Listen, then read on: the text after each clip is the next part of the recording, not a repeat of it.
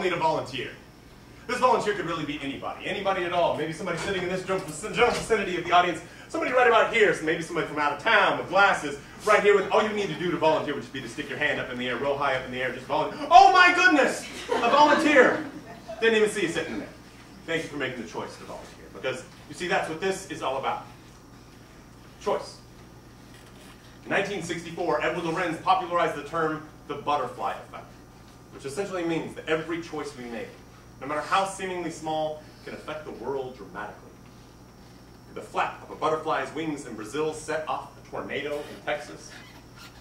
The choices we make are all around us. You have chosen to be here today. You have chosen to put on clothes, and you have chosen to be my volunteer. Now, my volunteer friend, I have in my possession a deck of cards, a deck of manuscripts. And each of these manuscripts contains a different poem of choice. Communication scholar Christian Cohen, in the March 2009 Journal of Argumentation and Debate, states that rhetoric is the social practice which helps us choose. In order to illustrate this, I'll need you to select one of the following poems and help me argue that what influences us the most is the act of choice. So pick carefully, because how you choose could throw off my whole points.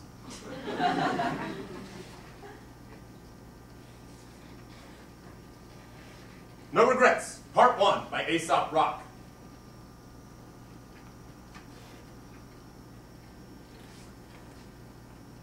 Tyler by Baldwin Todd Lewis.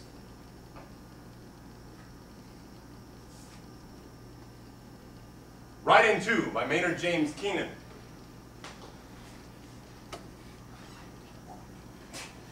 All right, get your chance.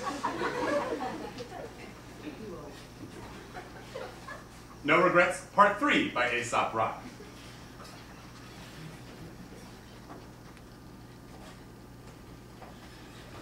Little Puffy Shoes by Chris Ballou.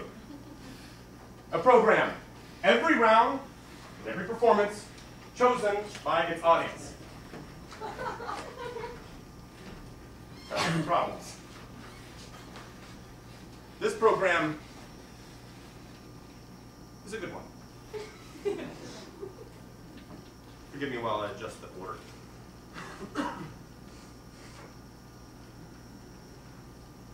This program will set off tornadoes. Lucy, come here, I want to talk to you. Come here. How old are you? Huh? Come here. Lucy was 7, and wore a head of blue barrettes. City born into this world with no knowledge and no regrets. She had a piece of yellow chalk on which she'd draw upon the streets the many faces of the various locals that she would meet. There was Joshua, age 10, a bully up the block who always took her milk money at the morning bus stop. There was Mrs. Crabtree in approval. She always gave a waving hollow on a weekly trip down to the bingo parlor. And she drew men, women, kids, sunsets, clouds, and she drew skyscrapers, fruit stands, cities, towns. She always said hello to passers-by, even though they would ask her why. She spent her time attaching lines to concrete. She would only smile. Now, all the other children living in or near her building, they ran around like tyrants, soaking up the open fire hydrants. They would say, "Little Lucy, want to come jump double dutch?" Lucy would pause, look, grin, and say, "I'm busy, thank you much." Well, 1 year passed, and believe it or not, little Lucy covered every last inch of the entire sidewalk.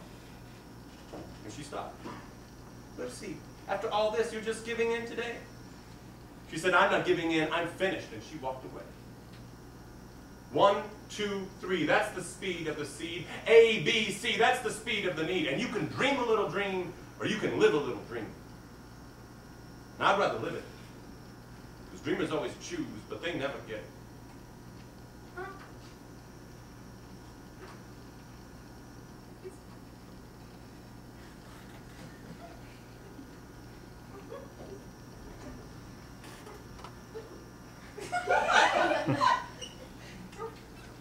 Little puffy cloud with a tongue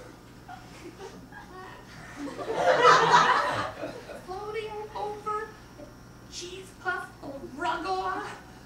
If I had my choice between those two, I'd have to pick the one puffy little shoes. Big hammer, mud ball, breaking my bones. A soft shoulder salamander, up close and alone. If I had my choice between those two, yeah, I'd have to pick the one with the shoes. Little skinny chicken on my plate. Or a big, skinny skinhead who's up in here with hate. If I had my choice between those two, yeah, I'd go with the one with the puffy little shoes. Urge Overkill, the band.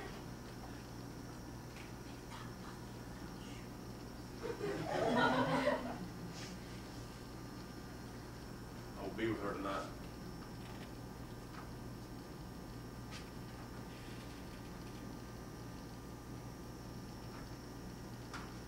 Found a window out in the kitchen. I'll let myself in.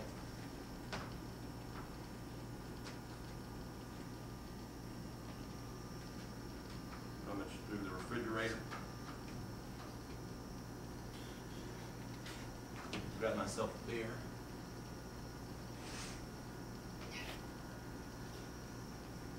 I can't believe I'm really here. She's lying in that bed. I can almost feel her touch, her anxious breath. I stumble down the hallway, outside the bedroom door.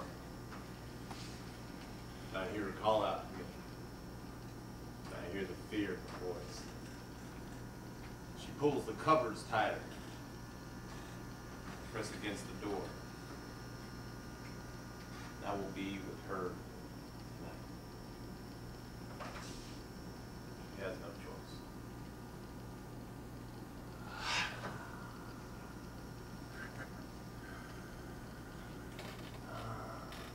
Silly humans. Almighty God saw fit to give humans a choice. Where there's one, they're bound to divide it right in two. You see, it's monkey killing monkey over pieces of the ground. Silly monkeys. Give them thumbs, they forge a blade and keep their brother down. Monkey killing monkey over pieces of the ground. Silly monkeys. Give them thumbs, they make a club and keep their brother down. Fight over sky, over wind, over rain. Fight over clouds, for life, for blood. Fight. Silly monkey. Angels on the sideline, puzzled and confused. Angels on the sidelines wondering, when will this tug of war end? Lucy. Lucy was 87 and on a deathbed, the senior home she had previously checked in. She'd never spoken a whisper about her life. That is, until one day she grinned, pulled the nurse aside, and she said, "Look, I ain't never had a dream in my life. Because a dream is what you want to do, but you still have to pursue. I knew what I wanted, and I did it till it was done. So I've been the dream that I wanted to be since day one." The nurse jumped back. She never heard Lucy talk, especially words like that. She walked over to the door, she pulled it closed behind, and Lucy, she blew a kiss to each one of her pictures, and she died. 1, 2, 3, that's the speed of the seed. A, B, C, that's the speed of the need. And you can dream a little dream, or you can live a little dream. Now, I'd rather live it, because dreamers always choose, but they never get it.